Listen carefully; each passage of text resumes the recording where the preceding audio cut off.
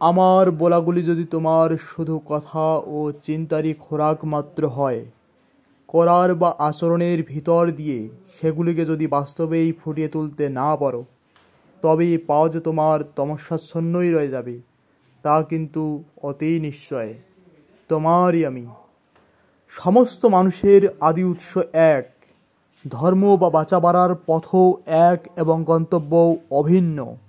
ঈশ্বর এক, ধর্ম এক, প্রেরিতগণ এক বার্তাবাহী। তাই সব সম্প্রদায়ই মূলত একপন্থী। আবার বাস্তবতার দিক দিয়ে দেখতে গেলে পৃথিবীর প্রতিটি মানুষের স্বাতত স্বার্থ অন্য সবার স্বাতত স্বার্থের সঙ্গে অচ্ছেদ্যভাবে জড়িত। তাই উৎসকেন্দ্রিক পারস্পরিক প্রীতি, সেবা, সাহায্য, সহযোগিতা ও ধারণ পালনী প্রয়াস ব্যষ্টিগতভাবে প্রত্যেকের এবং সমষ্টিগতভাবে সকলের কল্যাণের পক্ষে অপরিহার্য।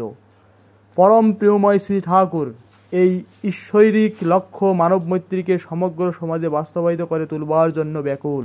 ধর্ম এক, আর ধর্ম মানেই হচ্ছে তেমনতর চলন বলন যা নাকি সত্তাকে ধারণ পালন ও বর্ধন করে চলতে থাকে, আর সেই আচরণে চলাই হচ্ছে ধর্মাচরণ।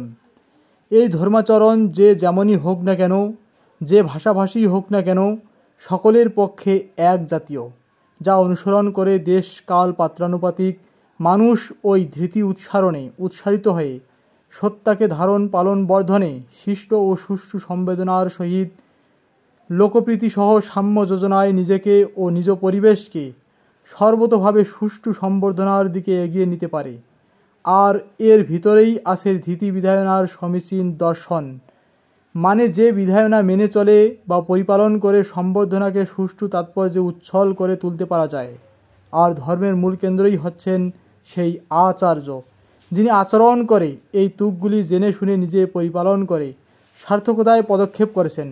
আর ওই ধর্মের বিন্দুই হচ্ছে প্রাজ্ঞ জ্ঞানী, হচ্ছে সেই পরম স্বাতত সন্দীপনাকে জানা, যা জেনে যার নিয়মনে ওই সম্বর্ধনাকে সুষ্ঠু সৌকর্যে বিনায়িত করে সার্থকতায় উপনীত হওয়া যায়।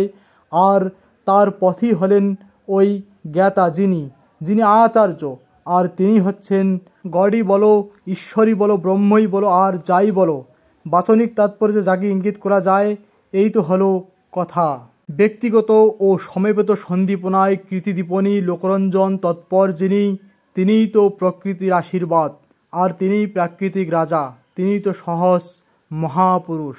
আর তাঁর সিংহাসন হচ্ছে বোধদীপ্ত হৃদয়ে, যা শিষ্ট ও সৎ অনুবেদনা রঞ্জিত, আর কৃতি হচ্ছে তার দীপ্ত আশীর্বাদ।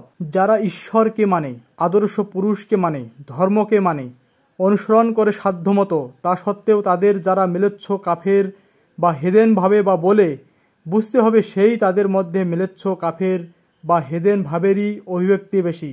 এক লহমায় তারা দুষ্কর্মপ্রবণ হতে পারে। যিনি বর্তমান প্রেরিত পুরুষোত্তম, তিনি বেষ্টি বৈশিষ্ট্যপালি আপুরয়মান পূর্বতন দিগের কোহিনূর স্বরূপ, আবার তিনিই তার ভবিষ্যের স্বাগতম প্রেরণা। পুরুষোত্তম আসেন যখন সব গুরুরই সার্থকতা, তাকে ধরলে আসে না কো গুরুত্যাগের ঘৃণ্য কথা। জয় গুরু, বন্দে পুরুষোত্তমম।